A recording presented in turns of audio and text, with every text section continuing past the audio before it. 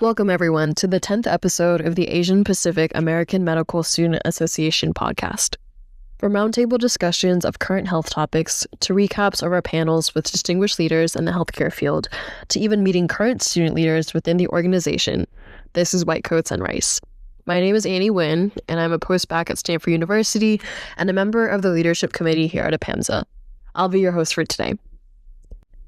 In this special workshop episode, we're joined by three incredible physicians, Drs. Grace Kajita, Indu Partha, and Sreekala Raghavan, to dive deep into the art and strategy behind crafting a standout personal statement and mastering the ERAS application.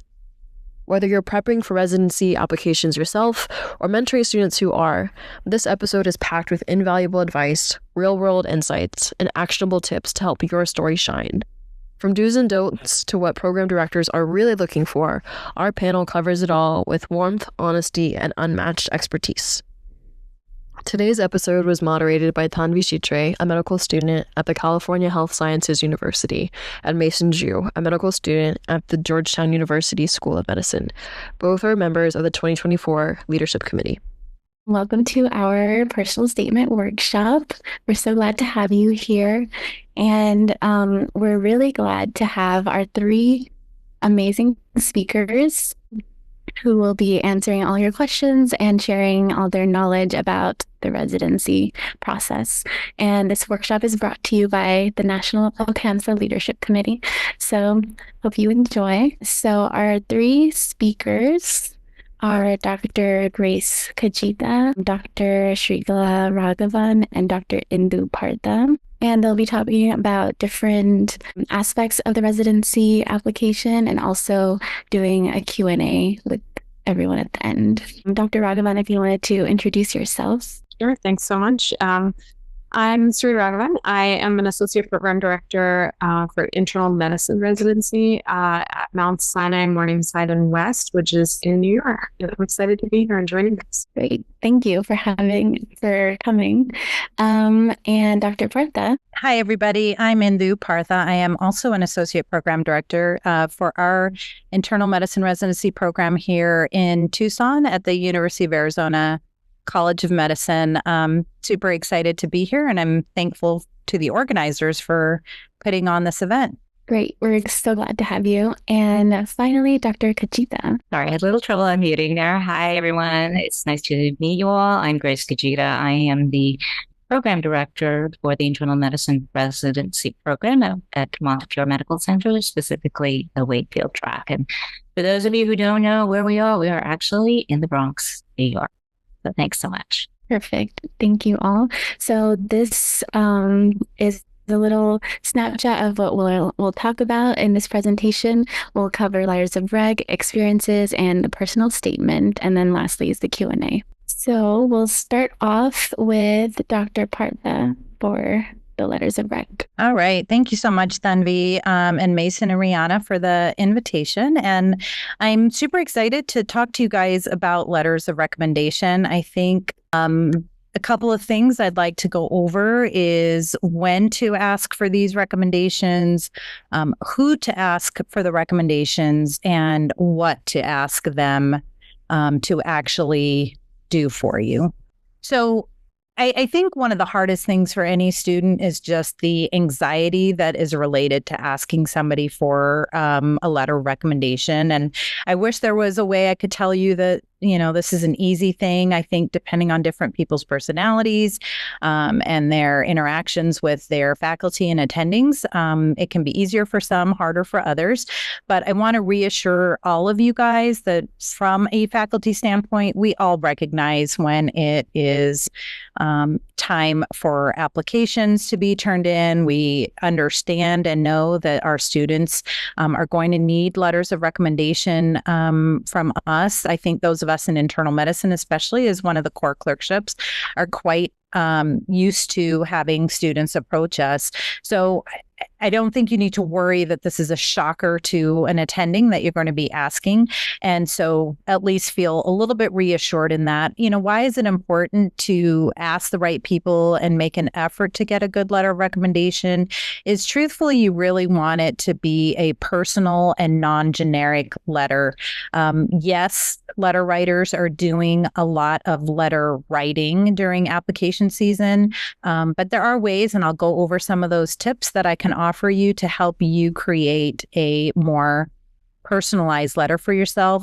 Because in this day and age of AI, I think more and more letter writers are incorporating AI to help them write these letters. So what is it that we, as the folks asking for letters, can do to help improve our success? One of the biggest things, though, I would advise you all is be mindful of who you're asking for a letter. Make sure that this is someone who has seen you, perform your best. You want to set yourself up for success.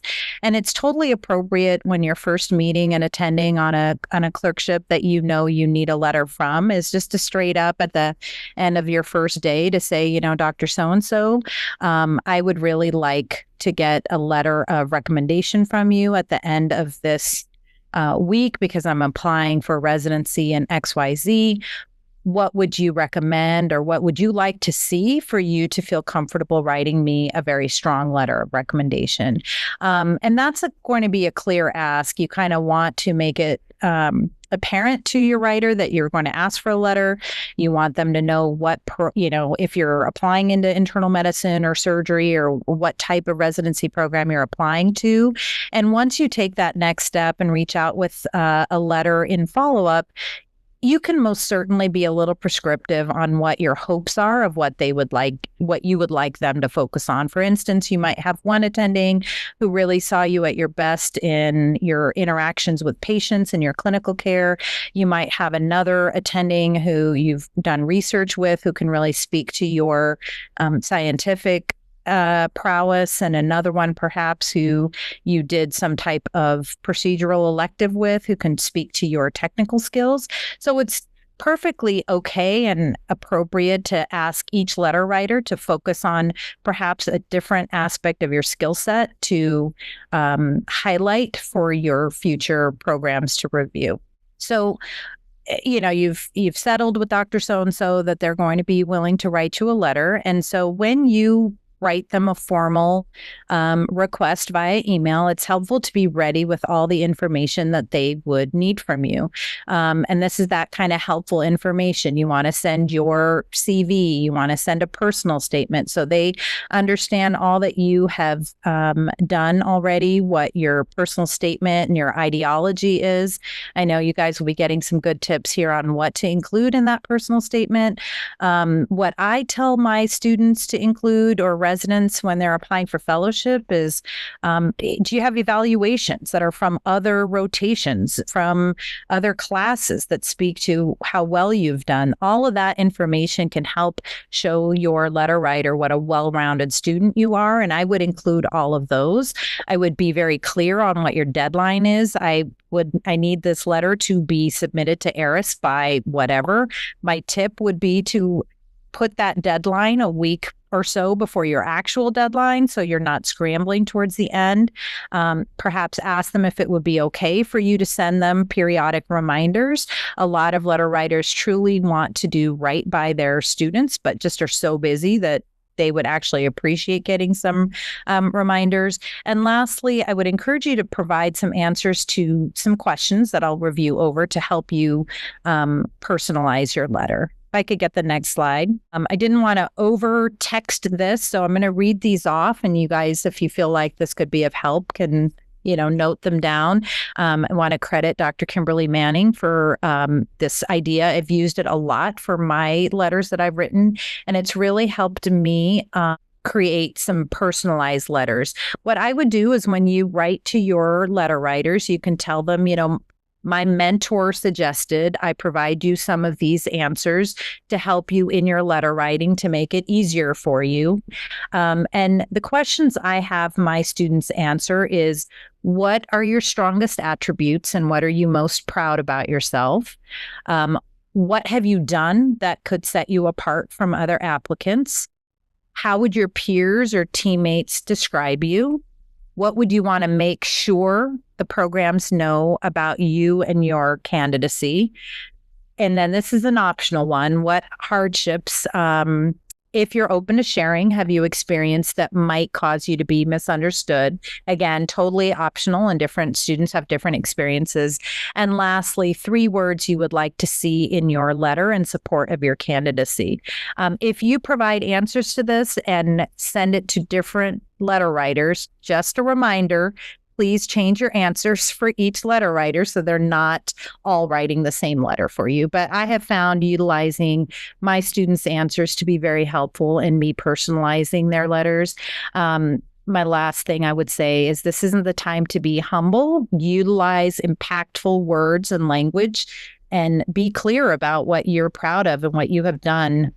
This isn't the time to sort of downplay your skill set, because this is your chance for your letter writers to advocate on your behalf. Thank you very much. Thank you so much, Dr. Partha, for all of that. Next, we have experiences from Dr. Raghavan. Thanks so much. Again, thank you for having me here. This is, this section about experiences in ERAS has changed over the last number of years. And so I think the way that programs have been using this section has evolved over time. And so I anticipate a lot more questions will come up than just what I've answered here. But what I'm really going to talk about before the Q&A at the end is what should you really include in your experiences? What should you consider leaving out in that ERAS section? What do the most meaningful experiences mean, and how do you select which ones they're going to be? And then what's really being sought in that impactful experiences section, which is different than the most meaningful. So, you can probably guess that they're looking for different experiences that you've had in this ERAS section. And that includes a bunch of pre-selected categories that you can select through the ERAS application itself. I've kind of highlighted some of them and combined some of them a little bit here, but a lot of them are the activities that you've taken on potentially as clubs or extracurriculars while you've been in medical school. A lot of folks talk about the work that they've done as it's become increasingly popular to take time between medical school and residency. And so folks may have worked as a scribe or done their certification to be an EMT and worked as an EMT. Even customer service roles and roles that are not directly related to medicine and the medical field are, can highlight a lot of really amazing things about you, characteristics that you have or skills that you've built while doing that job. And so these are kind of the larger areas that you want to talk about. Some particular things I'm not sure exactly who's in the audience, so just to point out, for folks who either took a lot of time off between college and med school, or you've had a little bit of a you don't have a standard 4-year timeline for medical school, you want to be sure to use your experiences to really build in the timeline. So this very often applies to folks who are going to medical school outside the U.S. and kind of coming to do residency in the U.S., where they may have graduated medical school some time ago also and have some years in between. So if they've done clinical experiences in the U.S. as observerships or many externships, you should definitely list all those experiences, because as on the program side, what I really want to know is what's been happening during all of this time in between, and how are you learning and growing and changing? And then kind of beyond that, what you're really using this section to do is to highlight who you are. What are you passionate about? Why medicine, right? So you're going to talk about why your particular field, why you went into medicine in general, in your personal statement. But this is where you kind of highlight all the activities that led up to that, the kind of evidence behind all the the larger kind of statements that you make in your personal statement. And when I'm reviewing experiences, I really want to know what you're passionate about.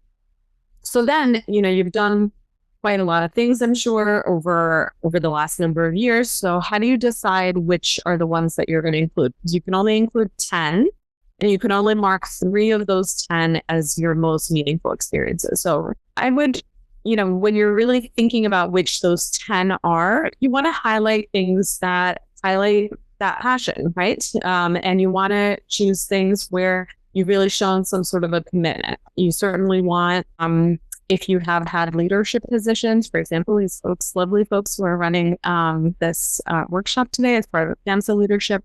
So highlighting that type of work that you're doing through, or service that you're doing rather, through your activities is really a way to separate yourself, right? To show how unique you are in your application. Hobbies also, I don't have it as a separate section here, but hobbies do fall into this experiences section. Sometimes hobbies or work or significant activities, especially for medicine, before your life in medicine, matter. So if you were like a concert violinist for a bunch of years before you really got to this point, it highlights a lot about who you are, dedication, different skills that you've built, potentially around problem solving, around dependability. And so all of those characteristics that you want to show, if you want to show that those are the things that you're strong in, these activities can help you to highlight that. This is not a CV. And so just to remember that you really want to pick these things that highlight exactly what helps you stand out from the larger pool of applicants.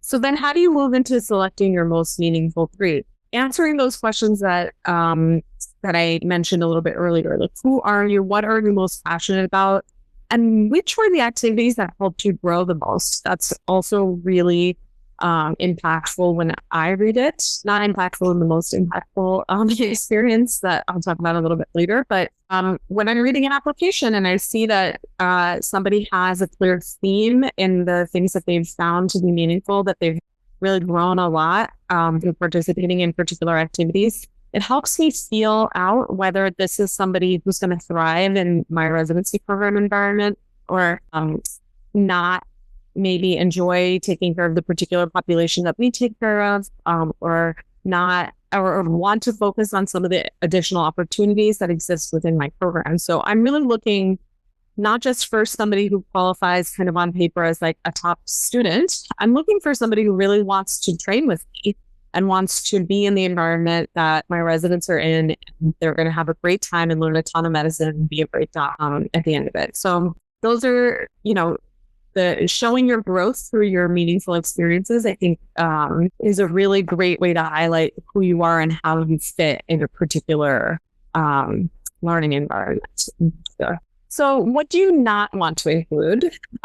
This is not a place to list and to have an exhaustive list of every single thing you've ever done. Some of the questions that often come up are, should I include things I've done in college? Yeah, I mean, if you did something for 4 years in college, you showed a real commitment to it, you had a leadership position in it, or you did something for a while between college and medical school, like these are all things that you can include. So just the actual timing of it, like the number of, the year in which you started doing something is not what determines if it's a really old activity. But if you're volunteered for someone or at something for 3 months in your freshman year of college, that does not go in your experiences section because it doesn't really speak to who you are now as you apply for residency. Moving into like something that you participated in one time, if that one thing was, something that was really, really meaningful to you because it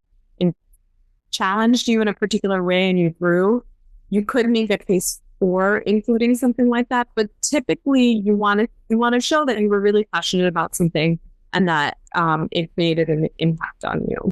This is not the place to list your abstracts and your manuscripts. There's a separate research session for that, but that question does come up quite a lot. when you list your research experiences, what you're listing is what you learned through participating in research, not the abstract that came out of it, not the manuscript that came out of it, but what were you working on? What was your role?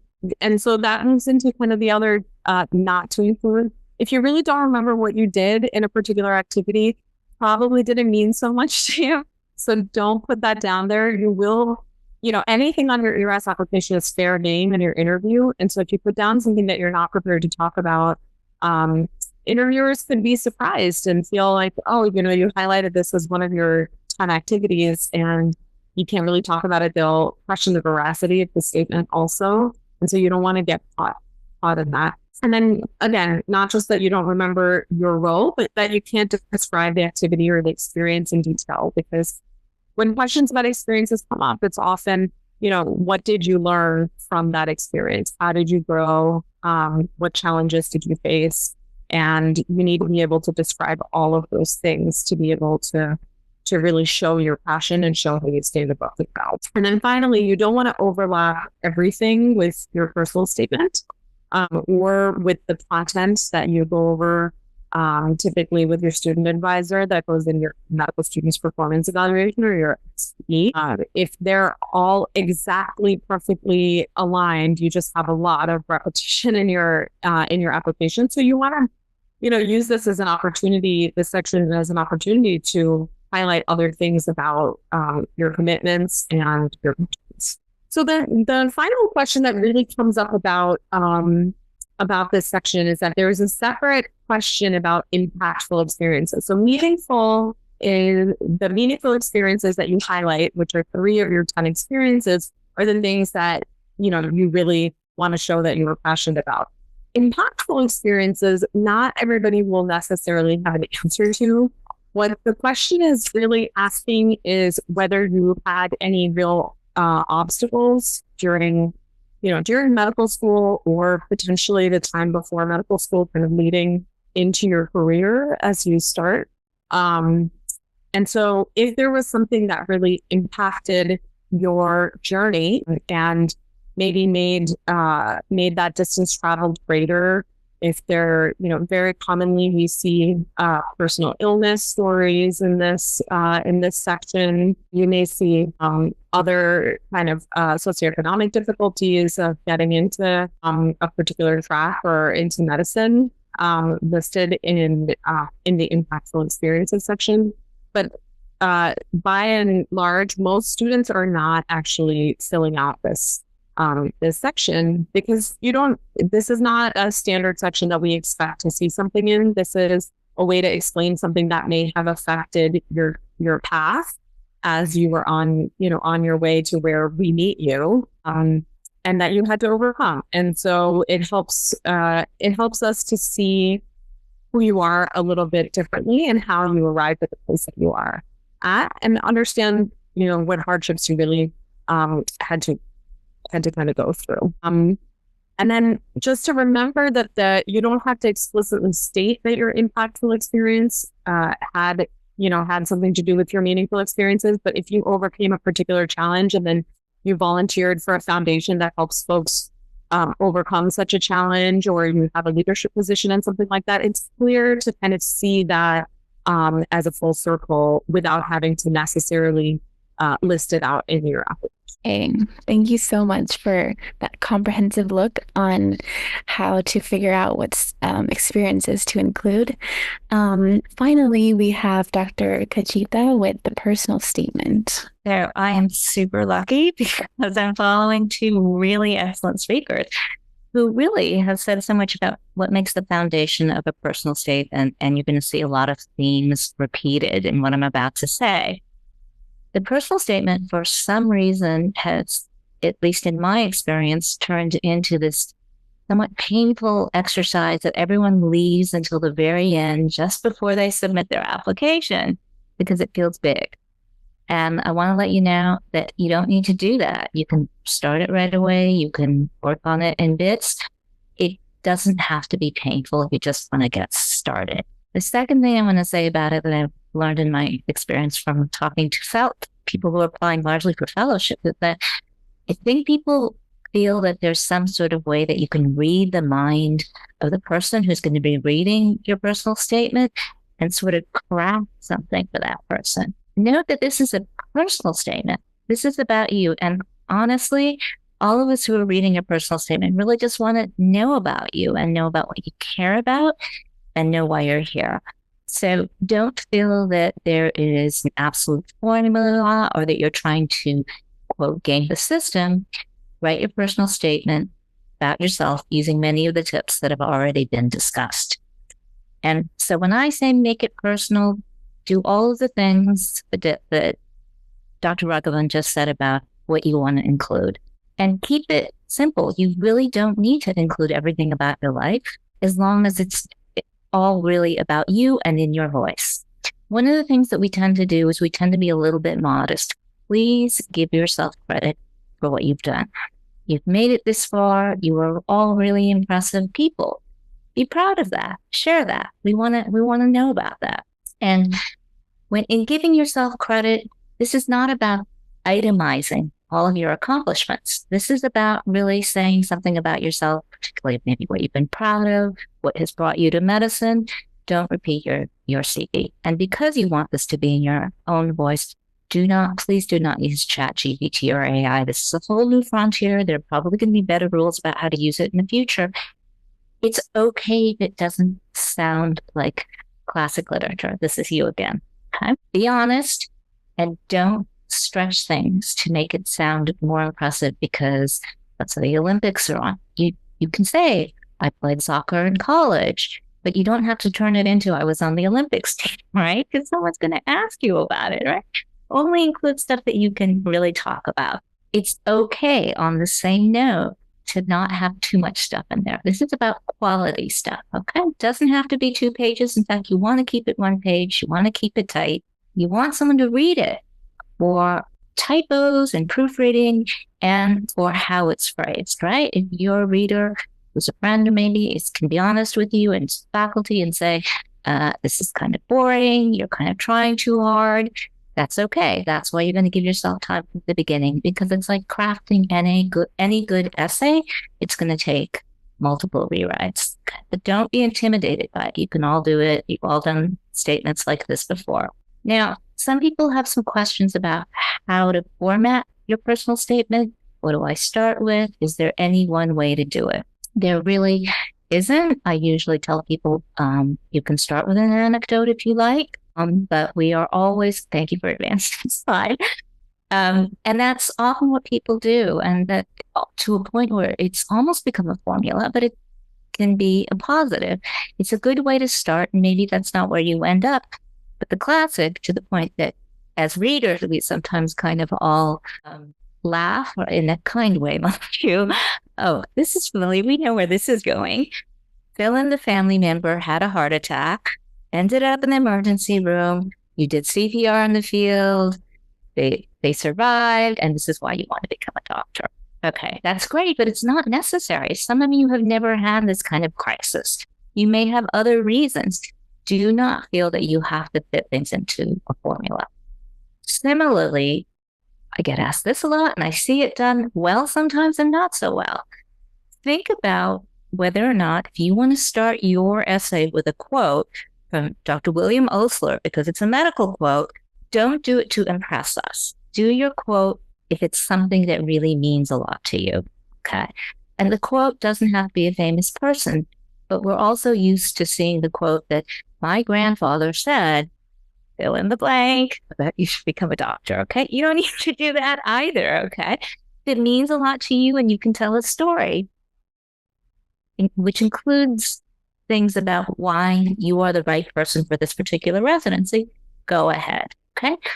The reason why I say maybe or maybe not on this slide is because put it out there and then have someone look at it and see if it seems genuine, okay? Because this, again, it's about you. Please do not recycle your med school applications, okay? I see people do this, and you're already so much more impressive by the fact that you've gotten into med school and you've done all of these things. You're not the same person, not just in accomplishments, but in your insights and your personality. You've grown. Please don't recycle the old application. Finally, Some people have asked, well, I really want to stand out. I want to do something different. People try to do things like write essays in iambic pentameter. One wrote an essay about going to Shake Shack. Okay, this is a real essay. Okay. It was a remarkably successful essay, but that doesn't mean that it's the best essay for you. It might be entertaining, but it might not be what the program director is looking for you. Remember, this is a representation of you, and we're not looking for fireworks. We're looking for you. So please, if you are an amazing writer, you have a talent for it, go ahead. If this is one of those things that you want to include in your experiences or really makes you stand out, be my guest. But it's not necessary. Use good judgment about these things. And always, always, a lot of people want to help you succeed. And we are a friendly audience. Okay. So please, please don't be afraid to share your work before you submit it. And that's all I have to say. Thank you so much.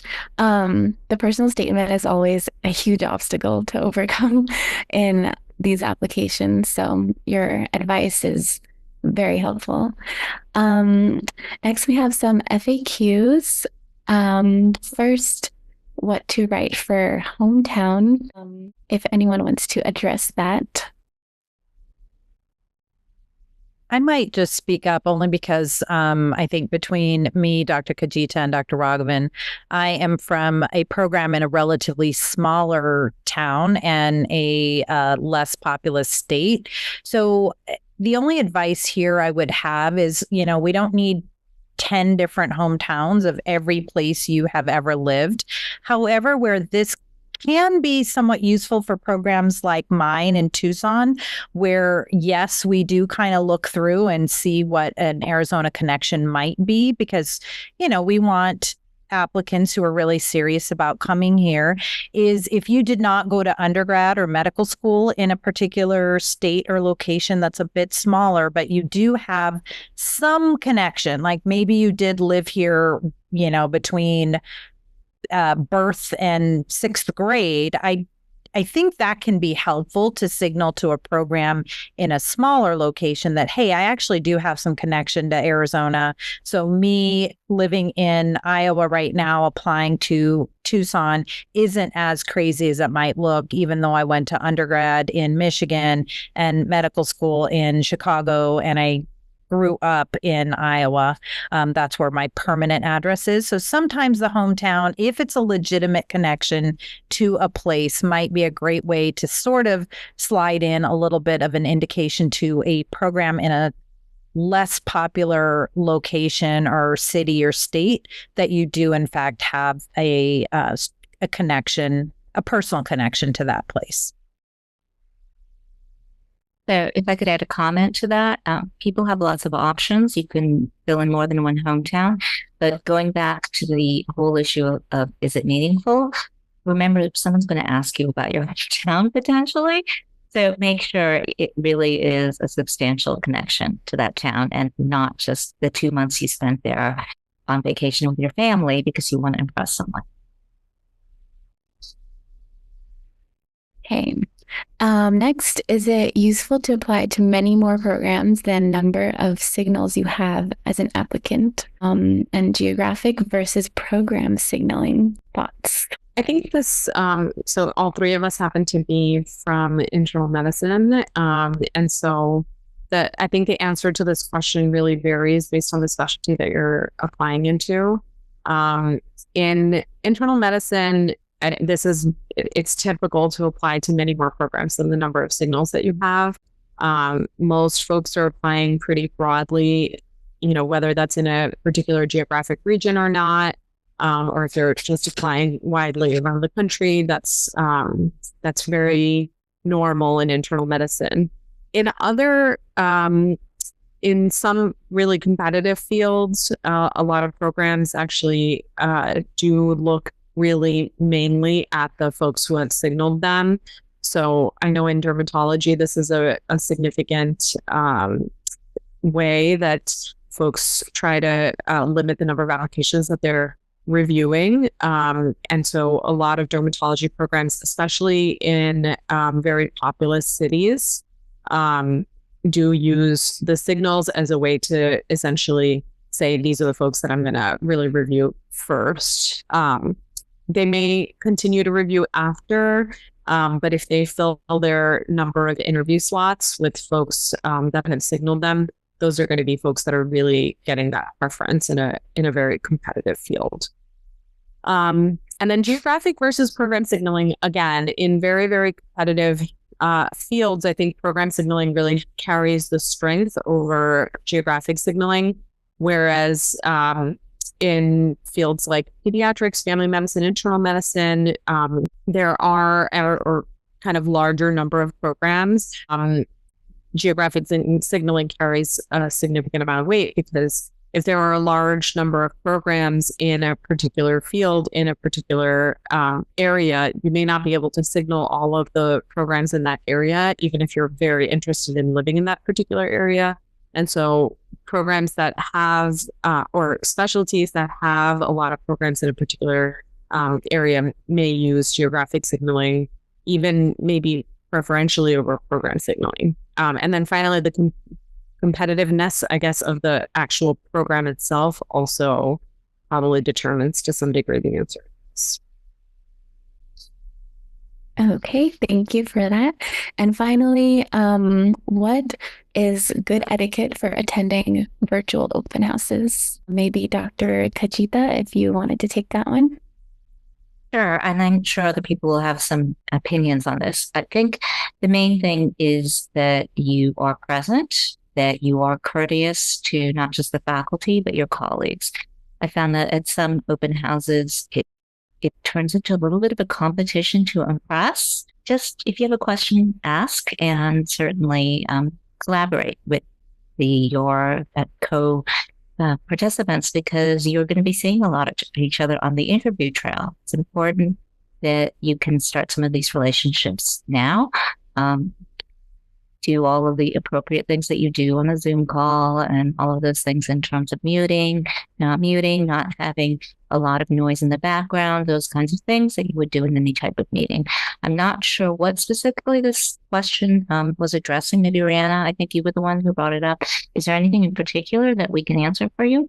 I was curious more along the lines of like reaching out to programs after you attended an open house, or what's the etiquette there? Because I know contacting programs, you don't want to contact them too much, but if something's meaningful, like how do you approach that? Okay, that's a great question. My answer to that is I don't mind at all, and I appreciate a short thank you.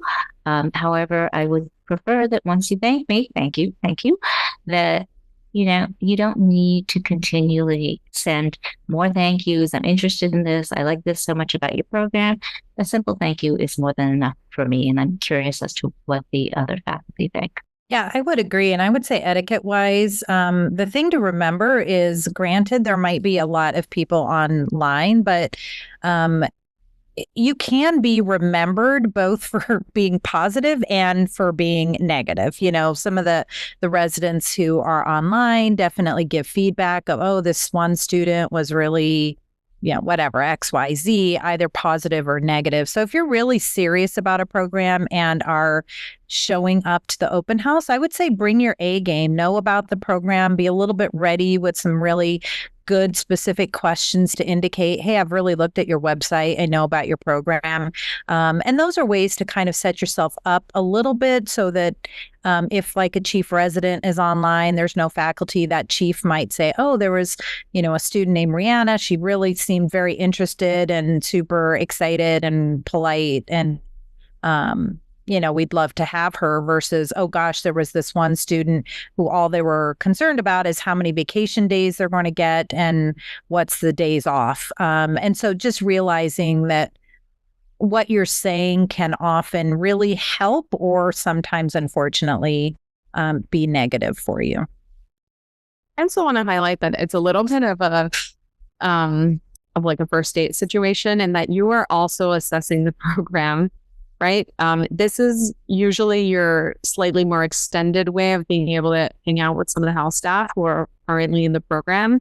and get a sense of if these are people that you'd want to spend a lot of hours in like somewhat stressful situations with. And you want to, I mean, certainly you don't want your questions to focus on the schedule and the vacation, because typically that's all included either on the website or in some of the materials on your recruitment day. But to really get to know, what connects people in the program, and showing that level of interest. So knowing a lot about the program for sure, but showing a level of kind of like extra interest of what would it be like to really be in this program, also can often get noticed as kind of a passion for that program. Okay, perfect. So last, we have about 15 minutes left, and we'll do the Q&A session now. I think Mason and Rihanna have been combining all the questions together. So if you wanted to tell us the first couple of questions. Sure, I will bring those questions up. Thank you all for submitting your questions. We may not get to all of them, but we'll try to prioritize the ones that applied to most of the people. We got a question, I think it kind of a little bit goes along the lines of, what not to do, as Dr. Raghavan mentioned, and also, some of the open house etiquette. But as application reviewers, what are some of the common red flags that you'll see on a person's personal statement or their ERAS application overall? I think this is a tough one, but Shree, thank you. You first.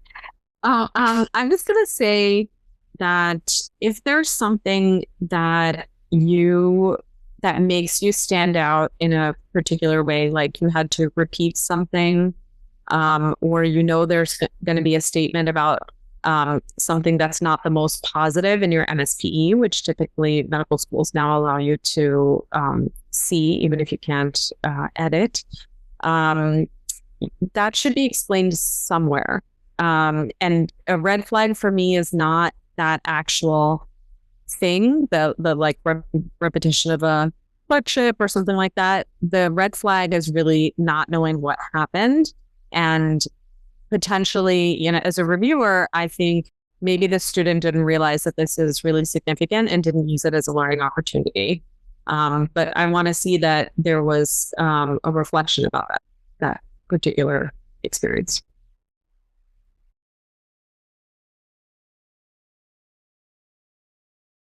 Great, thank you. Dr. Kajita, Dr. Partha, anything to add? I would definitely emphasize what Dr. Raghavan mentioned. Yeah, you definitely want to see an explanation. And I don't know that this would be a red flag, but perhaps something I think both to what Dr. Raghavan and Kajita reviewed over, what is meaningful experiences. If, someone just has a list of volunteer activities and they're each just one day for 2 hours, and that's what fills their application. Again, like I said, not a red flag, but perhaps, this person might be stretching for experiences and working on quantity over quality. So it might just dilute the competitiveness of an application. I would agree with both of this. And the only other thing, which isn't obvious, is having a lot of mistakes, right, on your application. If it's an important thing to you, and if it feels like maybe you're not paying attention or you're not as careful as we would hope you would be, if there are a lot of typos, grammatical errors, spelling errors, if you spelled your own name incorrectly, I've seen that before, I would worry a little bit about that. So that's an easy one. Just be careful. The one random thing, and I feel kind of silly saying this, but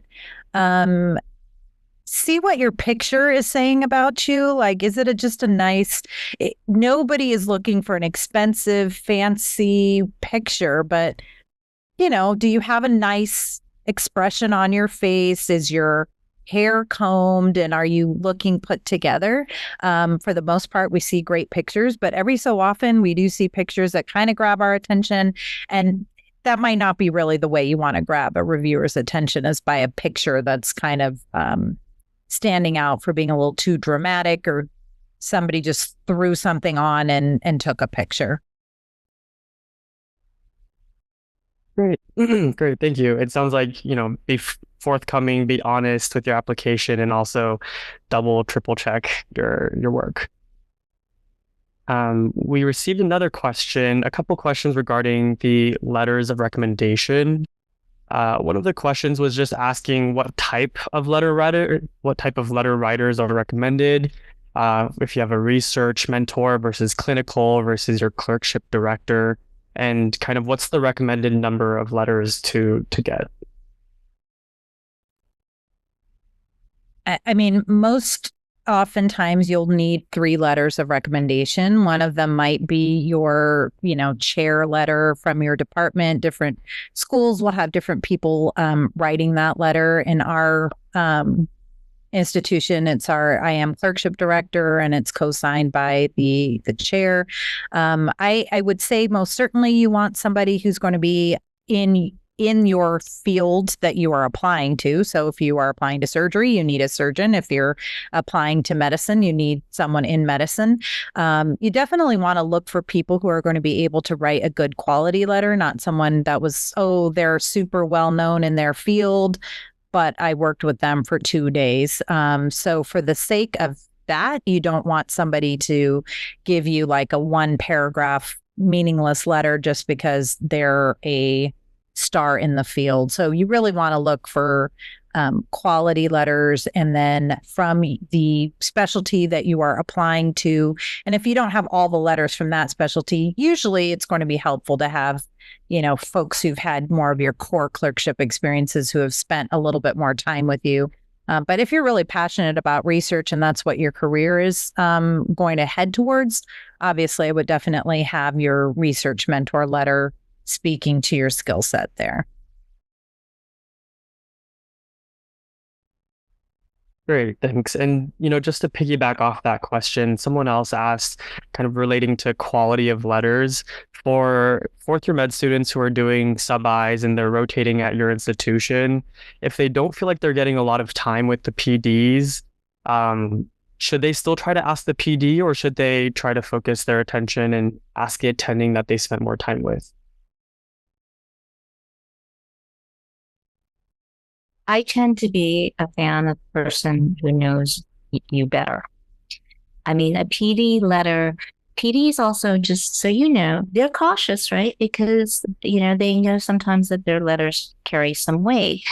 And so, unfortunately, sometimes those letters, hopefully the PD would be frank about saying that, I think someone else might write you a better letter. But the person who knows you and has seen what you can do in your sub-I in an actual clinical setting, that's great. I think from myself, if it's a strong faculty letter from your sub-internship, I think that's great.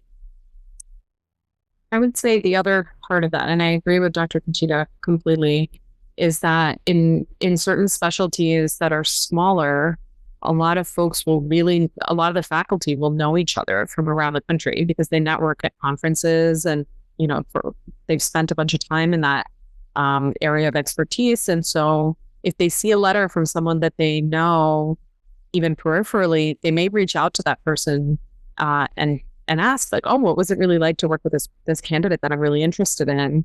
And if the response is like, well, I got asked for this letter, I didn't really know the person that well, that's not so great. And it's much better to have a letter from somebody who's going to really, stand in your corner and talk about why you're a great person for. I might just add too, for the student to double check what the culture is in that program, because I know for us, like our PD does not write letters for visiting sub-Is. I mean, she will write them if she's there attending, but if they're rotating, with me, she's not going to write a letter. So, versus students thinking that's the culture and what they need to do, they should kind of check ahead of time what's traditionally done or expected. But completely agree with Dr. Kajita and Raghavan to ask the person you've worked with, not the person who has the higher job title. Great, thank you. We have 3 of you amazing PDs and APDs, and you're all in the internal medicine area. So we have a couple questions that are a little more tailored to the IM residency. We had a question asking what the best way to find the virtual open house is for IM programs.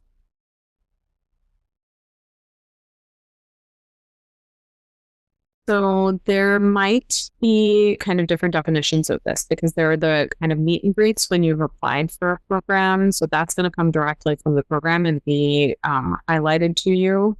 Otherwise, different programs that have virtual open houses for larger groups of folks in a particular area from a particular background or particular set of interests. Those will usually come out through interest groups, advertising to interest groups or advertising to student advisors who sort of through your medical school. I know at Mount Sinai, where I am, the way that the programs really have a kind of before we're able to see ERAS, before you guys finish submitting all your ERAS applications, our virtual open houses are advertised to medical schools around the country to advertise to their students. So that they can join and see what our programs are all about. And we usually do kind of a combined virtual open house across specialties, and then we break out into breakout groups so that folks can kind of meet these in their specialty. I just did a quick search on Google, and it seems like, for internal medicine programs, they might be specific to the school. So you might, y'all might have some luck finding the specific programs you're interested in and then seeing if they have an open house. I know some specialties like anesthesiology, they have a central hub that lists all the open houses. So I would think that might also be helpful as well. Another question for kind of internal medicine, but also subspecialty related. In your ERAS or personal statement, should you include your interest about these subspecialties? For example, if you have a passion in cardiology or any of the other subspecialties. So I'll take the first crack at this one. I think that there are a group of people who know from day one what they want to be, and that's great. And there are the people who don't know or think they know and change their minds. So when I read certain personal statements for residency and they come in wanting to do cardiology and then they change their mind, that's okay. I think the more important thing is it a coherent personal statement that talks about them and why they want to do cardiology, particularly, right? 50% of them who come to me change their minds, but the personal statement was still great. So I think that some people worry that they will be pegged in a way that, we don't have we can't support that particular interest, or we have too many people who want to become this particular thing. So, but you don't know if this is a program you're interested in, think about that as well. What is this program like? You also want to think about when you write your personal statement. In some ways, that may also help you think about which programs you're most interested in and how you rank them, because sometimes that also helps define what your future career goals are. So I would say I'm so ambivalent about everything, but there's no hard and fast rule about it, as long as it's honest and it's you. I will note that sometimes programs use specialty interest information to like if they have resident buddies that they pair you up with after you match, they'll use those kinds of shared interests to say, hey, I've got a second year who's also interested in cardiology, so I'll pair you up. And so if you're really, very interested in that sort of matchup, and it makes a difference to you in how you transition into residency, it could be helpful. But then there are definitely programs, probably not the majority of PDs that I know. Certainly when I was doing my own recruitment as PD, I didn't use specialties to say, like, I'm not going to, rank this many people who want to go into cardiology or GI or something. But there are definitely programs that do use that type of criteria where they want to have a mix of folks in their class, somebody who wants to go into rheumatology and someone going to allergy, and not a class that's like split between GI cards and like chemo. Just keep in mind that when you interview on that personal statement, your program does not want to hear all about you being a future cardiologist, but first why you're going to be an amazing internal medicine resident for them. So just watch how you sell yourself, because that could be off-putting if your whole interview is about your passion for cardiology when you're not applying for a fellowship at that moment. All right, thank you very much. It looks like we're about to approach the 9 o'clock mark Eastern time. So that'll be our last question. But, first of all, we want to thank Dr. Kajita, Dr. Raghavan, and Dr. Partha for coming and speaking about the ERAS and personal statement and really helping us neurotic third and fourth year med students and aspiring physicians kind of get their bearings. I believe our panelists have also agreed to share their emails or contact information. So, if you have any lingering questions or interests, you can feel free to reach out to them as well. And that's our latest installment from the Leadership Committee. If you have a specific topic or specialty you'd love to hear more about, please let us know. You can reach us at professionaldev@apamsa.org. We hope you enjoyed today's episode as much as we did, and don't forget to tune in next time. Thanks, everyone.